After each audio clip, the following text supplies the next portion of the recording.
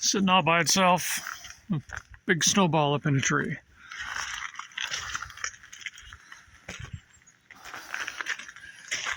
Things you see.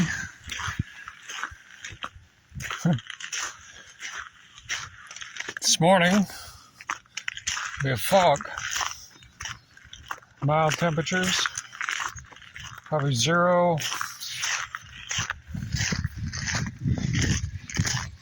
Snow is coming down a little bit, but we're forecast for another 25 centimeters a couple days from now.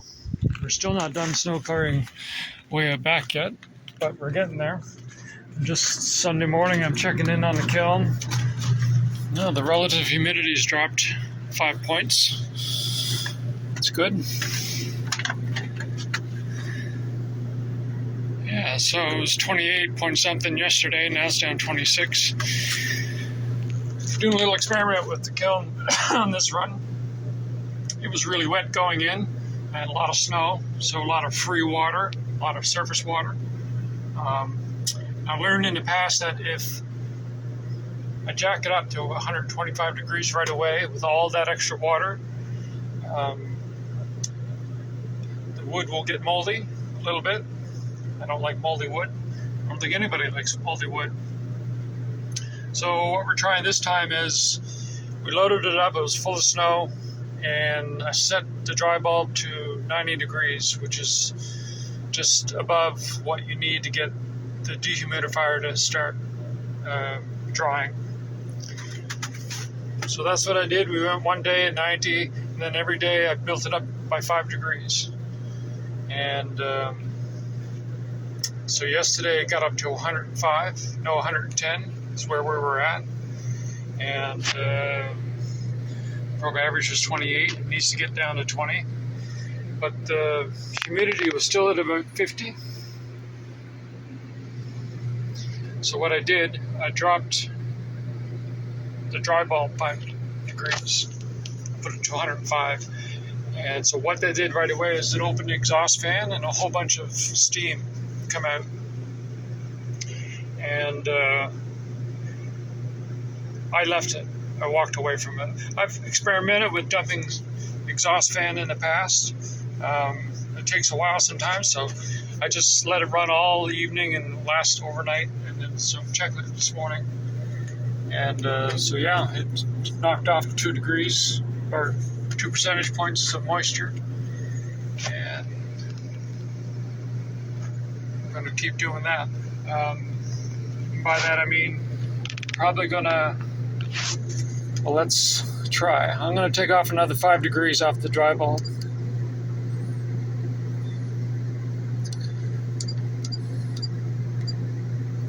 Wrong button. Alright, so when I set this, that vent's going to open up.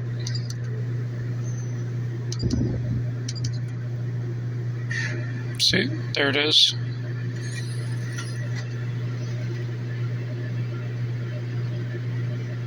And you probably can't see with the fog, but there's steam coming out of there.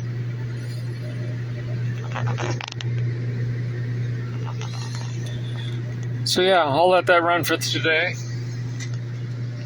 and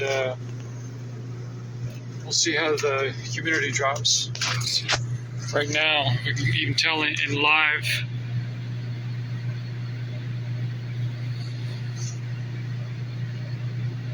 It was 43.8, now it's 43.4, 0.3, so yeah, 0.2. Alright, so yeah, we're gonna let that dump. And just run the experiment and see what happens. Meanwhile, I gotta get a coffee. Paperwork's done in the office. There she is. She's getting ready to do some more snow clearing. A little bit more. A couple more hours, and then we'll have our route that we need for splitting firewood and moving crates.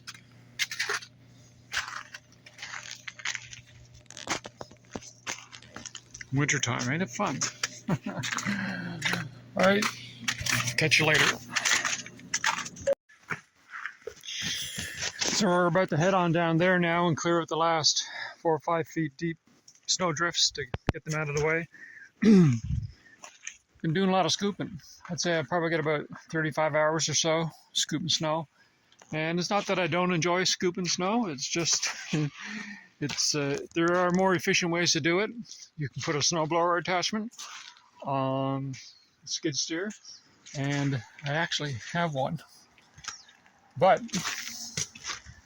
the issue is the auxiliary hydraulics on the loader part of the skid steer don't work.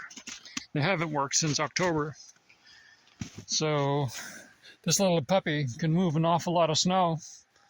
But unfortunately, until I can get the auxiliary hydraulics fixed or replaced, we're at a standstill with this machine. Yeah, the auxiliary hydraulics are here. It's run by a computer on the skid steer. It's just, 12-volt system. But the voltage that goes to the computer that runs the auxiliary hydraulics, there's 2 solenoids, and they're 8 volts. And apparently they're like hen's teeth to figure out a way to, circumnavigate, get around the ECM, they call it, a computer board that runs that kind of stuff. I don't know much about it. It's just what I've been told and read about it. It's fixable. You can take the ECM board out. It's like half the size of a laptop. And there's a place down in Texas that can remanufacture or figure out what's wrong with them, fix them, and send them back. Costs $4,000-$5,000. But it would get the skid steer up and running again. So in order to do that, I'd have to take the ECM out and get it sent down. But when you take it out, the skid steer becomes non-operational. So, and we need it, especially for a 4 to 6 week stretch. We thought about doing it during the winter, like shut down the firewood operation. But up until now, we had such a mild winter, we've been just kind of putting that off, and because we kept getting calls for firewood, putting it through the kiln. And so this is where we're at. And there's also too do you want to keep throwing money at an old machine? Like this is a 2007 skid steer. It's got 5,600 hours on it. And when I got it, it had 2,400 hours on it. And so it's just over half its life, according to what I'm told. But the other issue, I hear voices. Oh, across the lake. Not the voices in my head, it's the voices across the lake. Where was I? Oh, yeah. So, yeah, it's at half its life. It's a 2007.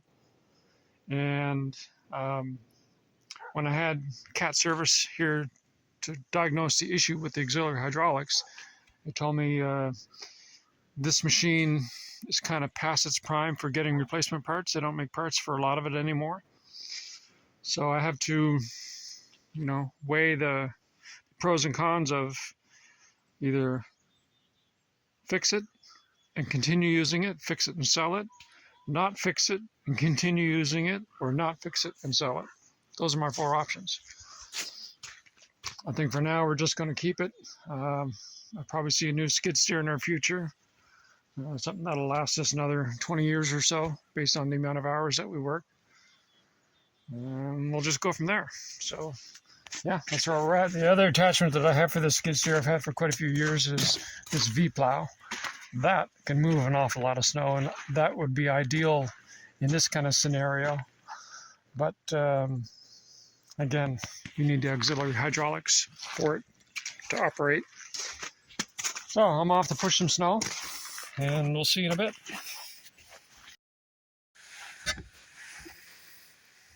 One more thing. Wool mitts. I've tried all kinds of combinations to keep my hands warm while I'm out working in the cold. And, these are always my go-to. These just cheap fisherman gloves. We call them the cheap knit gloves. They're like $6 or $7 for a dozen pairs. And they're kind of throwaway, but being as frugal as I am, I have a tendency to hang on to them to the very last minute. But yeah, so that's what I use, and then I'll put like a leather mitt glove over it, and that works for a while. But lately, well, at least when we were sawing last, bucking logs up at the woodpile, I found my hands were always getting cold. So my dad, dear dad, he sent me these gloves for Christmas. These are wool gloves. We call them the Newfoundland edition because, I mean, I'm 6 foot. I have good sized hands. These are Sasquatch mitts, wool mitts.